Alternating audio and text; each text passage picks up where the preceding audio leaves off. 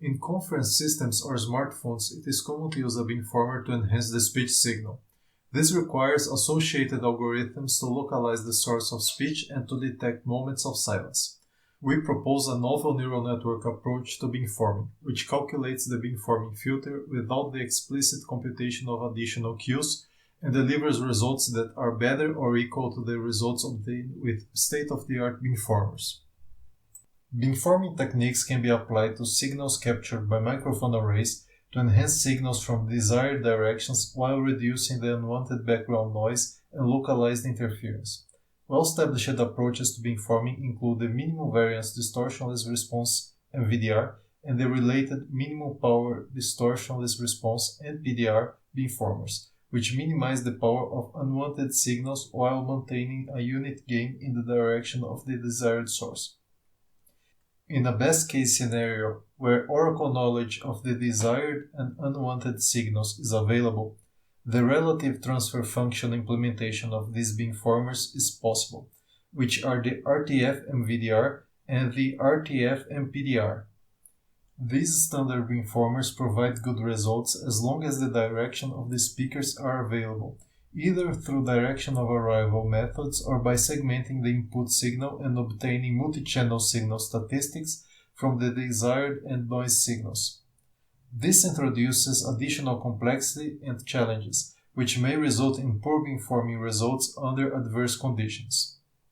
The NMLP beamformer, a neural network approach to beamforming, evaluates both the magnitude and phase information directly from the multi-channel mixture signal recorded by the microphone array and implicitly tracks the signal sources. By evaluating these signals for each frame, the proposed beamformer is able to adaptively set its beamforming coefficients for source locations varying within the allowed target space, without the explicit computation of additional cues. The basic block of the NMLP beamformer is, at first glance, a simple multilayer perceptron with one hidden layer. Its input is the complex vector of the short-time Fourier transform for all microphone array channels for a single frequency beam and a single frame, normalized by the total energy. The first difference to a basic multilayer perceptron is that the inputs and network parameters are not real, but complex values, so that this MLP block processes the amplitude and phase of the signal simultaneously. The second difference is that the activation function is a sigmoid function that preserves the phase of the complex values and has a parameter that controls the angle of its slope, which improves the network convergence speed. The MLP block output is the complex beamforming coefficients vector for a single frequency beam and a single frame. The complete NMLP beamforming architecture is composed by these MLP blocks. It takes a single frame of the STFT, does the normalization, acquires the beamforming coefficients for all frequencies, and takes the inner product of the coefficients with the non-normalized STFT, finally generating the beamformed signal as output. This structure processes each frequency beam and time frame separately, adjusting to signal variations such as source positions and room reflections. Because it takes the signal mixture as input and generates the desired signal approximation as output, it is possible to train the NMLP beamformer in a manner similar to that of training an autoencoder. The synthetic training dataset is composed of one desired and one interference random signals propagating in free field, plus spatially uncorrelated noise. This mixture is used as input, while only the desired signal at one reference microphone is used as target output. Testing is done with a dataset generated from the CSTR VCTK corpus semi-anechoic speech signals, reverberant multi-channel room impulse responses recorded in a research office, and synthetic diffuse noise. The training done with free field propagation instead of these recorded multi-channel room impulse responses avoids the problem of overfitting the autoencoder to one or a set of acoustic models, while testing with real impulse responses demonstrates that the NMLP beamformer has a good performance under reverberant conditions as well.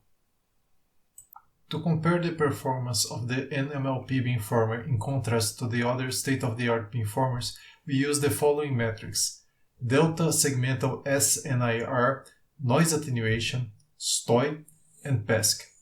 Delta SSNIR, or delta segmental signal to noise and interference ratio, calculates the channel average SNIR at the input microphones and the SNIR at the beamformer output for each frame separately, and measures their difference.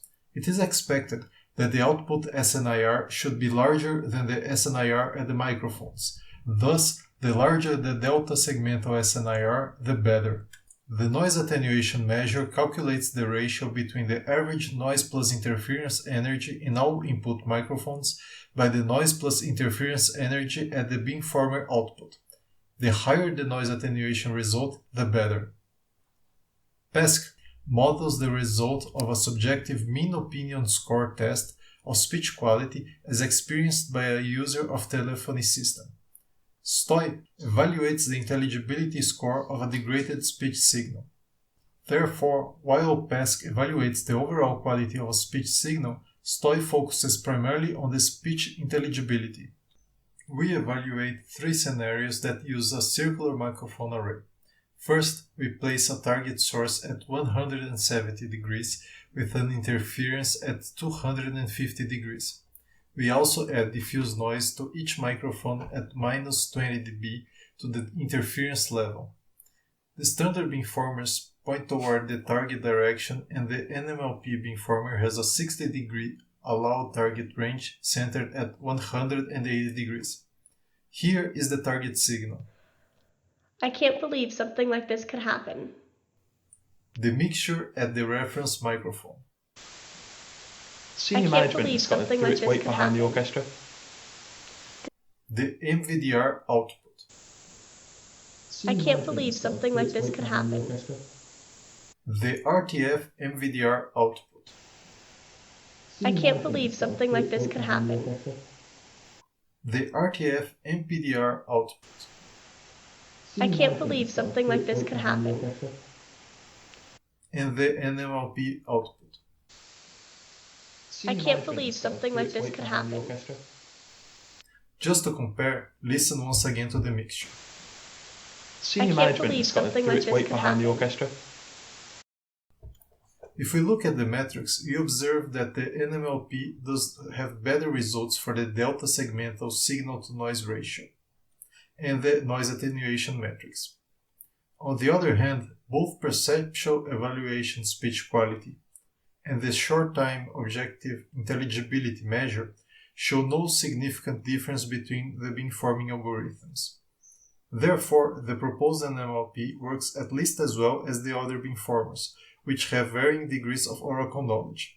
The MVDR has access to the directions of the sources, while the RTF MVDR and the RTF MPDR have access to this multi-channel signal statistics. In a second scenario, we add a second interference at 110 degrees to the first scenario. The standard beamformers are calculated taking into account the information of both interferences. On the other hand, we use the NMLP trained with only one interference, being the exact same beamformer as in the previous scenario. Once again, the metrics show similar results, with the NMLP performing about as well or better than the standard beamformers, which shows that it does not overfit the single interferer condition. In a third scenario, we now add a second target source at 190 degrees, so that there are two targets and two interferers. The MVDR points towards the middle of the targets, 180 degrees, and the other standard beamformers are calculated taking into account the information of the four targets. The NMLP beamformer is still the same as in the previous two scenarios. Here is the NMLP output. A lot of people have You can scoop these things into 3 red bags. Because there are two simultaneous target sources, it sounds a little less intelligible. Still, the metrics show that once again the results are nearly the same, demonstrating that the NMLP beamformer is also able to deal with two simultaneous sources in the allowed target range as well or better than the standard beamformers. These results show that the NMLP beamformer provides state-of-the-art beamforming, robust against source position variation, without needing additional activity detection or direction of arrival methods.